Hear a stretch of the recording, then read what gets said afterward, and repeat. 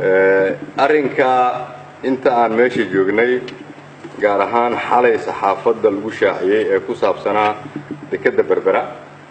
waxaan rabaa inaan shacabka Soomaaliyeed u caddeeyo dawladda federaalka Soomaaliya qayb kama ahan lagalama hadlin lug kuma lahan cidina nagalama ay wada hadal arrinkaas haba yaraatee sida aad ku aragteen war saxaafadeedkii ay soo saartay wasiirka dekedaha oo ag taagan oo ku baxay amarka ra'iisul wasaaraha mowqifka dawladda federaalka Soomaaliyeed waa mowqifka ku cad war saxaafadeedka macnaheedu waxa uu yahay heshiis walba oo la galayo oo masiiri ah oo ama ku saabsan deked ama khayraad ama bad dalka meel walba ay tahay waxa uu igman kaliya dawladda federaalka ansixintiisana waxa uu igman baarlamaanka sidaas daraadeed waxaan mar labaad hoosta ka xariiqayaa inaan soo dhaweynayno shirkad walba oo dunida joogta oo doonaysa dalkeena inay maal gashato waayo kobcinta dhaqaalaha waa ahmiyadda koowaad ay leedahay xukuumadda aan ra'iisul wasaaraha ka ahay iyo dawladdu madaxweyne ka yahay madaxweyne maxamed cabdullaahi maxamed farmaajo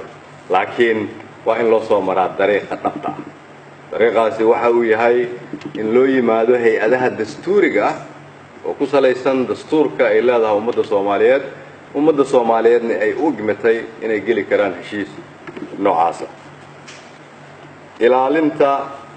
midnimada xorriyadda iyo ilaalinta ammaanada nala kugu dhiibay ummadda Soomaaliyeed waa waajibka koowaad oo nasaaran waana muhiim haddii aan nahay madaxda qaranka inaan ilaalino ammaanada ay ummadda Soomaaliyeed noo dhiibatay madaxnimadu waxay tahay inaad shacabka Soomaaliyeed soo hor istaagto aad u sheegto waxa jira marka ay jiraan arrin ay ka murugoodaan waxaan leeyahay ummadda Soomaaliyeed annagu waxaan u dhaaranay idinka inaad difaacno waxaan idin ballan qaadayaa inaad idin difaacayno qof walba Soomaaliyeed laakiin waxa laga rabaa inuu ilaaliyo midnimada iyo xorriyadda ummadda Soomaaliyeed qof walba Soomaaliyeed waxa laga rabaa inuu qaybtiisa qaato qof walba Soomaaliyeed waxa la rabaa inuu soo istaago dawladnimadii Soomaaliyeed way soo laabatay meel fiican ay maraysaa sidaas daraadeed ayaan waxaan ugu baaqayaa shirkadaha raba inay wadankan ka ganacsadaan ama heshiisyo ka saxaan waxaan leenahay hal dariiq kaliya ayaa sax ah dariiq walba oo kale oo aan ahayn soo maridda hay-adaha federaalka oo loo ogmaday oo ku salaysan dastuurkeena waa dariiq aanan aqbalayn lana tiigsanayno sharciga